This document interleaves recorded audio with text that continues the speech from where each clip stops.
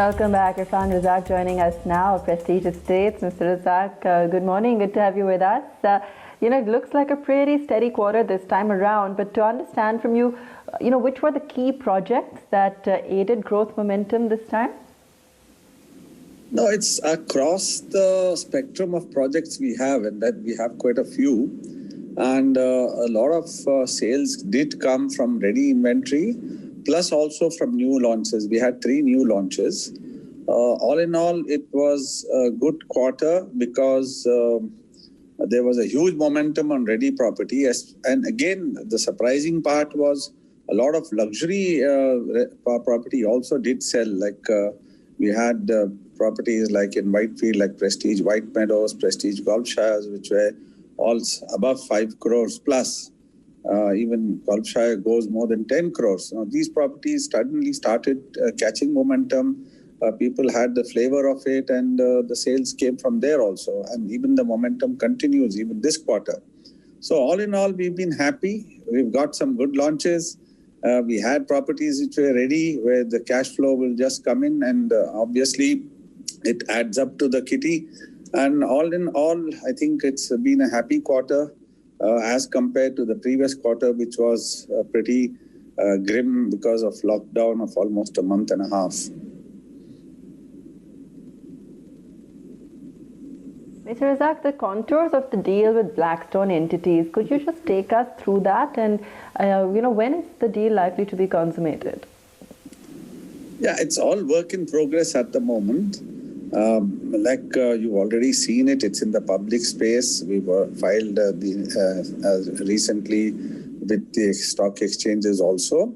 It's a combination of some retail space, 85% of the malls, 15% we are still holding on to. And there are 2 tech parks, and then there are about 4 projects which are under construction, where we've taken in Blackstone as 50% equity partners.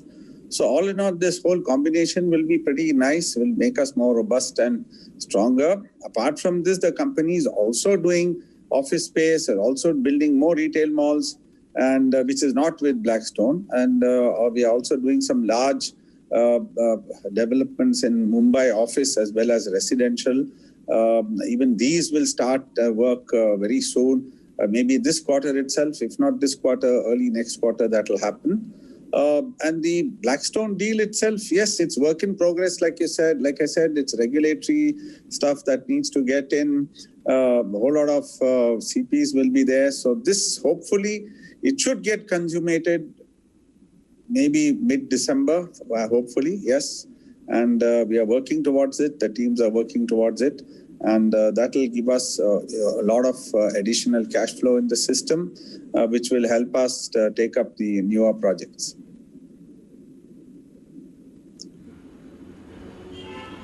Okay. Mr. Razack, hi there, good morning. Give us a sense as to what are some of the assets that have been identified for the transfer to Blackstone, and going forward, is there any provision for a further stake sale to Blackstone or any other strategic partners? No further stake sale to anybody. But at the moment, we have listed out, it's already in the public space. It's 9 retail malls and 2 large IT parks and a couple of office buildings in CBD.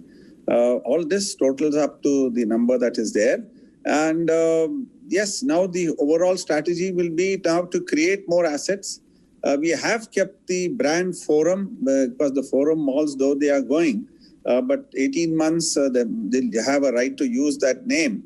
After that, if in case they wish to use that Forum brand again, they will have to pay us a certain royalty. Otherwise, the Forum brand itself will exit from these malls, which we are now selling to them.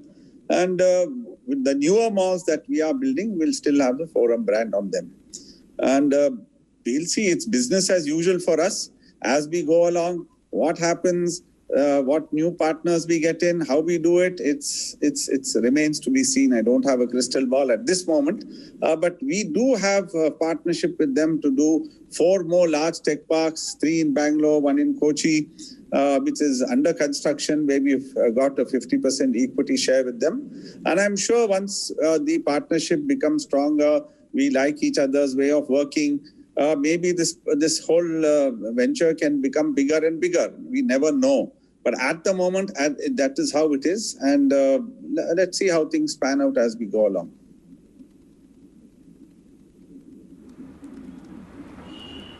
Okay, and what is the total contribution of the identified assets to the consolidated revenues of Prestige Estates, and how will your overall revenue mix change for Prestige post the deal? See, obviously, now what happens is the rental income that has been coming from the malls and these two IT spaces, this rental income, once the deal gets consummated, will go out of our books and it will go to Blackstone, and it will get replenished with a lot of new assets. It's only a matter of time.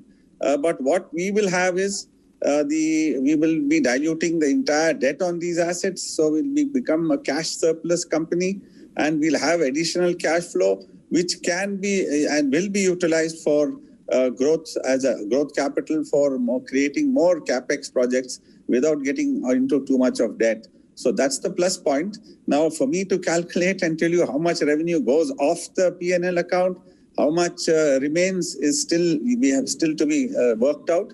But yes, there will be a substantial amount that goes out because these are large assets that are being sold.